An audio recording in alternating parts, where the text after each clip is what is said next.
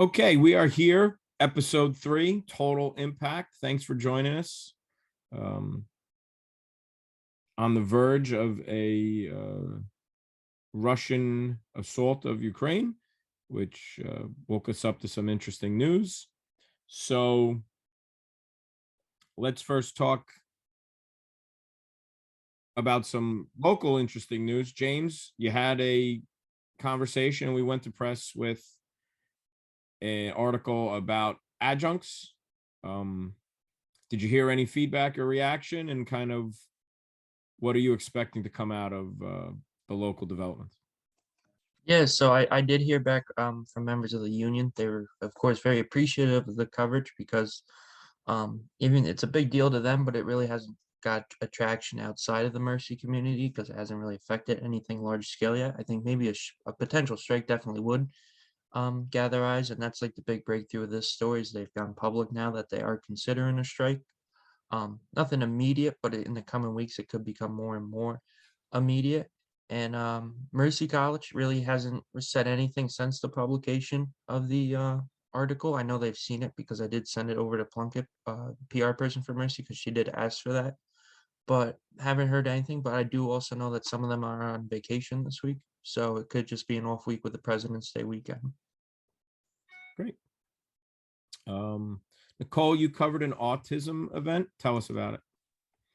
Yes, so the autism event was about Ryan Laurie and his family, and just the challenges they face growing up. And Ryan was mostly like nonverbal, and he went to a lot of therapy. He did musical therapy, behavioral therapy, and he posted a letter on LinkedIn. He wanted companies to take a chance on him. He wrote a handwritten letter, and it went viral overnight. And right now he's just really advocating for people with autism and for companies to give them a chance. Nicole, why do you think stories like this usually do so well with audiences and media? Usually a story like this about a student or just anyone who's actually living as an example of the issue you're talking about usually do so well with audience. Why do you think people gravitate to stories like this so much? Because I think they bring us into their lives and their challenges. Okay. And, it's something that not everyone, has that in their life. So I guess it's a way for us to like be able to really step into their challenges and see what they went through. Excellent. Ariana, you're doing a piece on sponsored by alumni came in to talk about the mortgage and getting mortgages and buying real estate and property and owning a home. What were some of the things you that were talked about, and how's that article going? Yeah, so the finance adjunct had like a 45-minute Zoom call on home buying and what you should expect coming out of college, and if you're trying to buy a house. The host was Leah Noonan, and she had 3 guest speakers, 2 of them being from I think it was called My Money Workshop, and then the other person being from Immigrant Bank. And then they really just talked about like important steps, and like one was being prepared, like saving and having a goal, and to really know and understand the real estate agency and just like know what questions to ask. But yeah, overall, I thought it was a pretty good Zoom. It was really informative. I think the piece is coming along good. Great. Brittany, what's up in your world? So I came out with 2 stories, one of them being the commencement for this year, how it is going to be in person, but it's still in the early stages of planning, but the big catch is that I found out is everyone who shows up, whether if you're a graduating student or a guest, has to be vaccinated and fully vaccinated, including having a booster. So that could be a problem for many students who want to invite guests who aren't necessarily vaccinated. but there is the option for to attend virtually for students, I guess, who don't want to show up or who can't show up because of the restrictions. Yeah, that was a very interesting announcement for what's expected to be an outdoor event, right? I think a lot of people were not expecting that. So definitely interesting to follow. So let's shift a little bit to what's going on in Ukraine right now. While we're the furthest thing from political experts, let's maybe talk about, from a media perspective or from a journalism perspective, what are some perceptions of what we've seen and read already, maybe leading to this and happening, and maybe expectations of things we'll see. James, what are you following as a journalist and seeing how the media is handling this? Yeah, so I mean, I'm just overall just been a fanatic obsessed with war correspondence for like most of my life. So there's this one gentleman, Nolan Peterson, I believe is his last name. He's been in Ukraine for like the last decade, covering from the original like Crimea invasion, all that. So he's been the guy I've been looking forward to mostly. And the thing I really like about him is he's been in there so long, and he's seen a lot of soldiers that have been in the new conscripts plus the ones that have been in a while, and he's like knows them, they're friends of his, so he's able to text them and stuff. So you really get to see the in-field, in-person stuff that maybe like the CNNs who are back in Kiev, where the station signals and all that are, they're not really able to get. Um, but it's overall, the one thing that stood out to me, especially last night, I was trying to think, this is like perhaps the first war where it's like two major power, like Ukraine's obviously not a superpower, but it's substantially civilized, with the smartphone era, and where we have both sides now. And like even in Russia, with reports coming out today of the counter war protests in like St. Petersburg, we see like we're not relying on journalists for our instant news. It's the average citizen. So it's like when we was in Afghanistan, it was one-sided media. It was mostly Americans over there, and even like Russia and Chechnya is not as developed as Ukraine. So I think Ukraine being more developed, it's really the first test of the modern era of technology and war. Excellent. Excellent. Um, who would maybe like to comment on what perceived dangers of covering this war as a journalist might be? I think other than the obvious of just being killed, if you're alongside or if you're covering the war while in the war, I think it's dangerous depending on how you report it.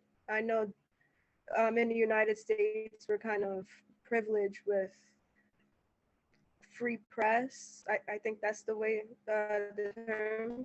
But in other countries, like, for example, in Russia, it's not really being reported the way that it is here in the United States. And it's interesting what James said, how we really are living in a different age when it comes to how we cover wars. We don't have to rely on waiting 3 or 4 days to hear about what happened. You can just take a video of what happened and it could be shared around the world. So I think it's really interesting how things are going to be perceived now that we have video to go alongside with the stories. Ariana, how much do you maybe doubt what you see on social media or see from these foreign broadcasts of what you hear? Like, do you ever think, I'm not sure if I believe this? Yeah, I feel like it's pretty hard just to trust one side. My friend was actually just telling me about a website called Al Jazeera. I don't know how to say it. Jazeera? You guys have heard of it? Sure. And how it's like a non-biased platform and stuff like that. According to certain people, sure. Yeah. So when you see broadcasts coming from Russia, from Ukraine, are you skeptical? Do you have some doubts? I don't know, just but the back of my head, I just always think to myself, like there's always two sides. So okay. There's a list of reporters on Twitter that I'm following. It's like 64 reporters, and they're all like live reporting. There was one, this is an Ukrainian reporter. She's tweeting like every second. There's the newest tweet is Russians are striking hospitals. And then someone is messaging her like, your bio says you're a journalist, but where are the details? And I think that's very important because like, how do we know she is and she's not just put in there, you know? But I think it's so incredible how we can follow all these journalists and just like before you'd have to wait for it to go on the news, and now it's like we have instant report. I think it's amazing. Yeah, I think, we realized life changed when Osama bin Laden's neighbor live tweeted his capture and killing. Like the guy next to him was like, oh, helicopters again. And he was talking about all these things. It turned out he was literally live tweeting Osama bin Laden's capture. So really hard right now. I mean, I think you're all making great points. This is the first test of high-end technology. It's really hard to believe, what's real, what's not, what people's intentions are. If they're bombing these hospitals, then are there pictures? What is the proof? Is there video? And who works for who's trying to get political favor, who's in fear to not report that way? Are Ukrainian journalists not to report something biased? Are Russian reporters not? Are they in fear not to report it biased? So we really don't know. And then are English or American journalists going to report things from the perspective that we're used to seeing and believing? So it's a really interesting time, and hopefully it ends peacefully or a little more peaceful than potentially, but I think we're in for a real rocky couple weeks, and hopefully not, months, not years. I think it's like really interesting if we look now, because like Putin being like a totalitarian state and all that. Like in 1939, when Hitler was spreading lies about Poland, they had no other like source of news, and it was very easy to stand back. Now we're literally like, we could fly to Ukraine right now and just start live tweeting what we're seeing and stuff. Like, how long can a government really keep the truth suppressed? Like, it's getting out there somewhere. It's like there is internet in Russia. They could turn it off in theory, but they've always had ways around that, even in like the 90s and stuff with the Soviet Union early on. So it's like, how much longer like can these states exist where they do suppress information before eventually there's dissent among people?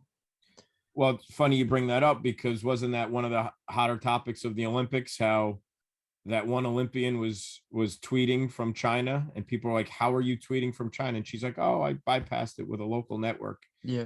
And people are like, wait, what? You can't do that? And she's like, well, I did. But, according to the Chinese government, you're not supposed to do that. And so also the era of like commercially owned drones, where you just throw a drone up in the air and let it fly around. Because now all of a sudden you're a journalist and you're in Kiev, you throw that out. If it's a really good one, you can go like 50 miles with it. And all of a sudden you're not risking your life and you're getting live footage of combat. Right. And it's instantly. It really get, from drones to GPS to computers and the internet, how military technology 20, 30 years later becomes standard, technology for the average citizen. GPS is one of the reasons why our tanks were able to navigate in the Gulf War, and now it's hooked up to your Honda. So it's really interesting. So historically, you might be thinking like, why would anyone want to do this? Well, war correspondence is the fastest ticket to rise up the ladder, to become an anchor, to become, the top reporter. So right now, let me put you on the spot. I could give you a ticket to Ukraine. Would you go? Yes. Yeah, don't tell my mom, but I'd be there in 3 seconds. All right, Nick, why would you want to go? I always wanted to. I don't know. I feel like I want the dangers. I want to be there. I want to be reporting.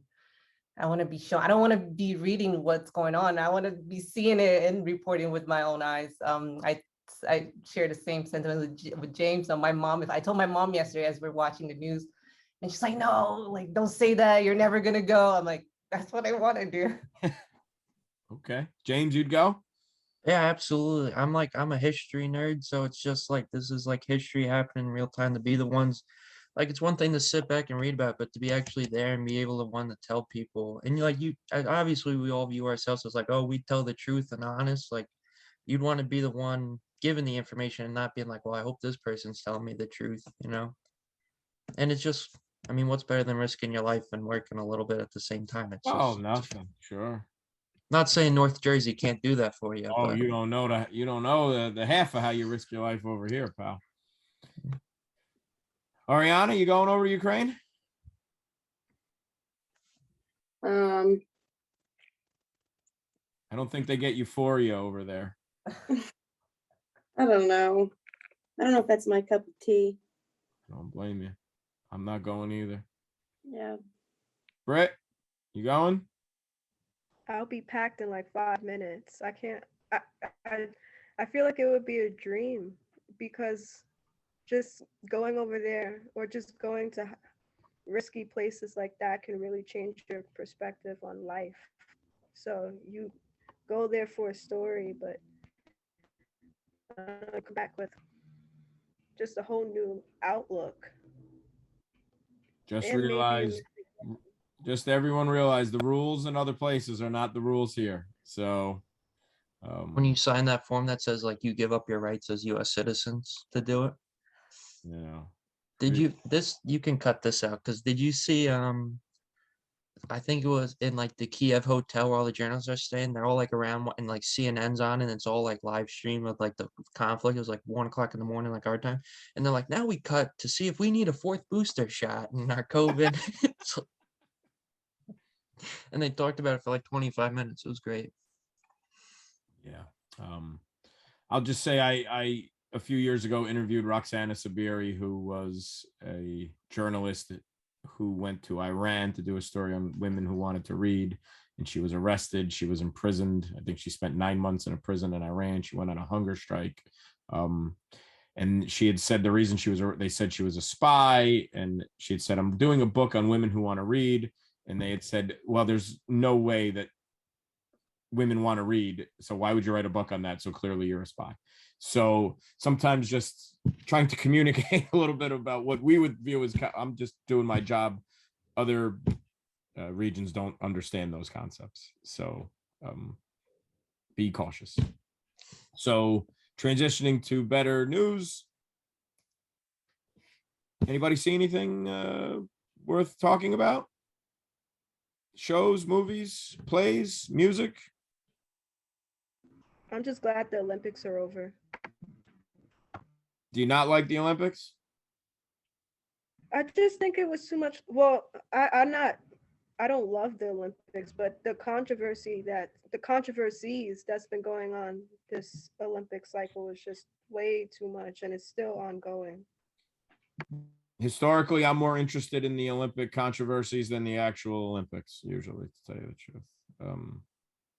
I was interested in how they were handling this 15-year-old who's failing these growth hormone tests and all that, but I'm not really an Olympic guy.